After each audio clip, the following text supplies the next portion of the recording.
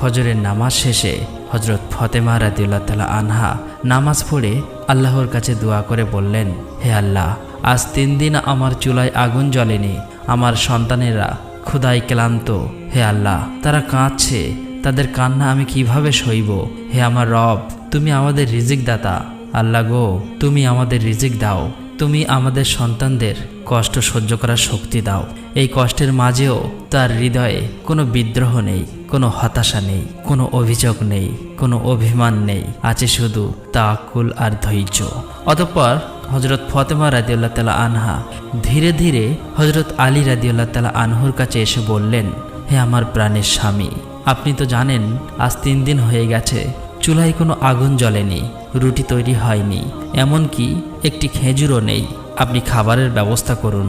এই কথা শুনে হজরত আলী আর কিছু বলতে পারলেন না, শুধু মাথা নিচু করে রাখলেন।